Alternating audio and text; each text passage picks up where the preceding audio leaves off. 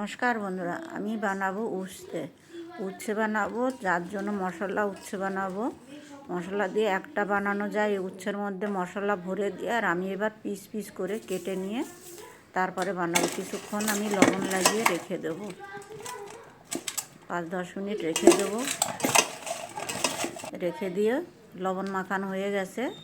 তারপরে এই যে দেখুন কতটা মোটা মোটা করে কেটেছি। এবার কড়াইতে জল দিয়ে দিলাম, একটু ভাপা দিয়ে নেব, সিদ্ধ করে নেব।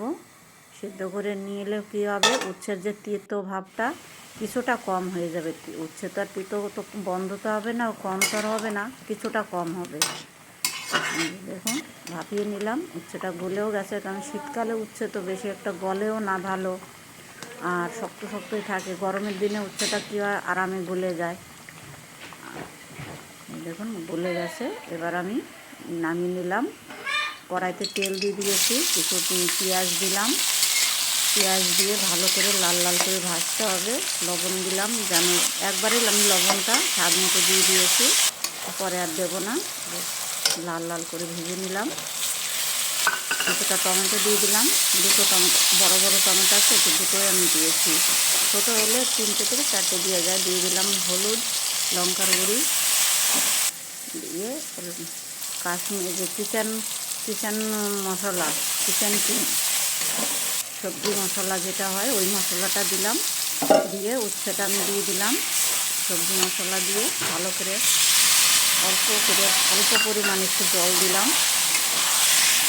উচ্ছেটা আর একটু সিদ্ধ হতে হবে।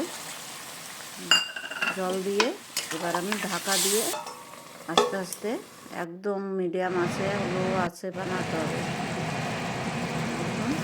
কালারটা দেখুন কি সুন্দর হয়েছে। রুটির সঙ্গে, পরোটার সঙ্গে এত টেস্ট লাগে খেতে। ভালো লাগলে তো লাইক, শেয়ার, কমেন্ট করবেন বন্ধুরা। সুন্দর বেড়ে গেছে।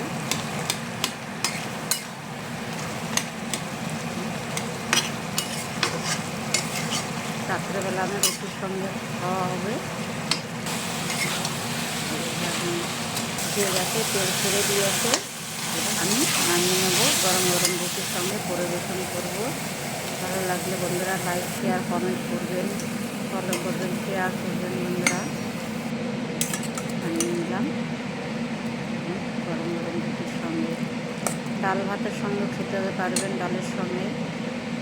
দেখুন ভিডিওটা আমি এখানে শেষ করছি।